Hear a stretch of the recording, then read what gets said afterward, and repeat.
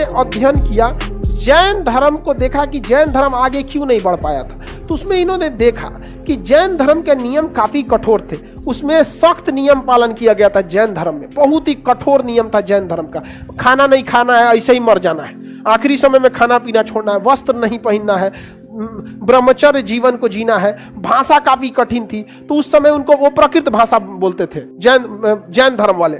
इन्होंने क्या दिया? पाली भाषा। उस समय की सबसे प्रसिद्ध भाषा पाली भाषा थी। उस समय की सबसे प्रसिद्ध भाषा पाली भाषा। तो पाली भाषा में इन्होंने उपदेश दिया और बीच का रास्ता अपनाने के लिए कहा कि बहुत ज्यादा बड़ा सपना भी मत देखिए, छोटा भी मत देखिए, बीच का रास्ता अपनाइए ताकि ज्यादा दिक्कत ना हो।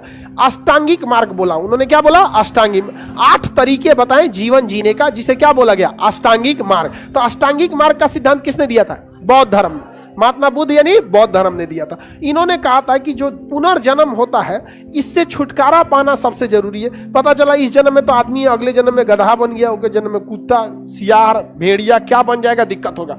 अतः पुनर्जन्म में विश्वास जैन धर्म ने भी किया और पुनः धर्म में विश्वास बौद्ध धर्म ने भी किया। लेकिन दोनों में अंतर क्या है? जैन धर्म ने कहा कि आत्मा को सताओ वरना यह पुनर्जन्म ले लेगा, और बौद्ध धर्म ने कहा कि इच्छा आपकी अगर किसी इस जन्म में अधूरी रह गई तो उसके लिए वो क्या होगा? अगले जन्म में। तो बताइए, बौद्ध धर्म ने पुनर्जन्म का कारण किसे बताया?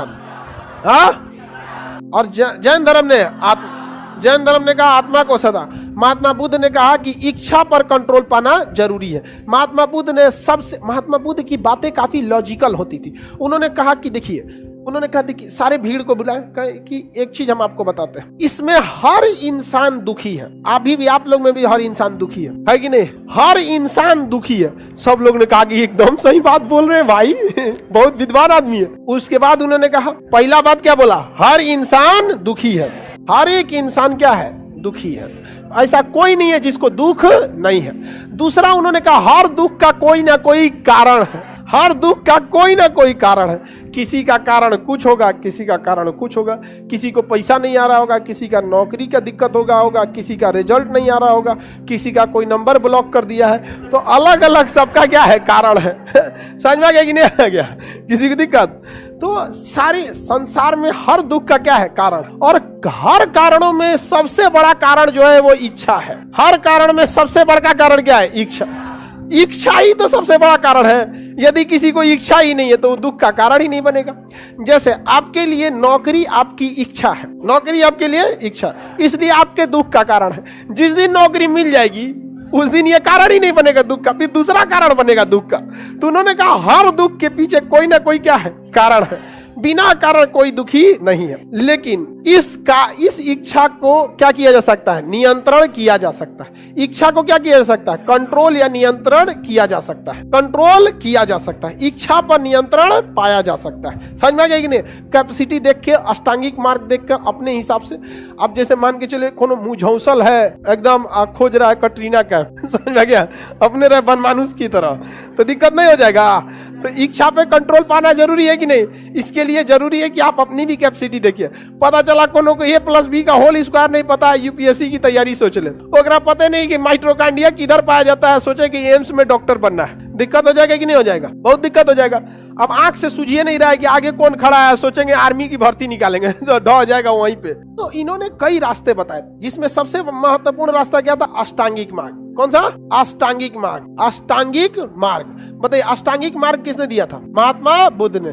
अष्टांगिक मार्ग हमारे दुख का कारण है कि पीडीएफ नहीं मिल रहा है। अरे भाई, इसको पीडीएफ अपलोड कर दो जी, इसका दुख का कारण है अलग है। सबके दुख का क्या है? अलग अलग कारण है। आप बताओ काला खरगोश, तुम्हारे दुख का कारण क्या है? बहुत ही कारण है, तो तुम्हारी इच्छाएं भी बहुत होगी। हाँ, सबकी इच्छाएं क्या होती है? अलग अलग होती है। समझ में आ गया कि नहीं? लड़की लोग के भी दुख का कारण होता है, कैसन घर द्वार मिलेगा, कैसन ना, बहुत बड़का कारण है। बेचारा सोचिए ना, लड़की सब का लाइफ कितना अजीब होता है, अनएक्सपेक्टेड। आप लोग को तो कम से कम इतना पता है ना कि जैसा लाइफ है आप खुद बनाएंगे, बिगाड़ेंगे। इनके लिए तो कितना टफ होता होगा, बाप रे बाप, अंधकार में जीवन। लगता है जैसे सुपर मार्केट से कैसे सामान खरीद के लाता आदमी, 10 मिनट देखो ठीक है, वैसे जाओ दूल्हा, यही ठीक है। बड़ा अजीब लाइफ। लड़का लोग सोचो कितना रिस्क का चीज है। कैसा निकलेगा, पियक्कड़ होगा, बात नहीं मानेगा, घमंडी होगा, कैसा होगा कैसा नहीं। एगो होता है ना आदमी दूसरे को हमेशा दाब के रखना चाहता है, अजब टाइप का होता है। कुछ कुछ आदमी को देखते हैं ना कि उड़ने लगता है, दूसरे को सोचता है दाब के रखे, घमंड में। कौन ची का घमंड कर रहा है रे? रावण का सोने का लंका ना टिका तो कोने डेगची का मसाला है।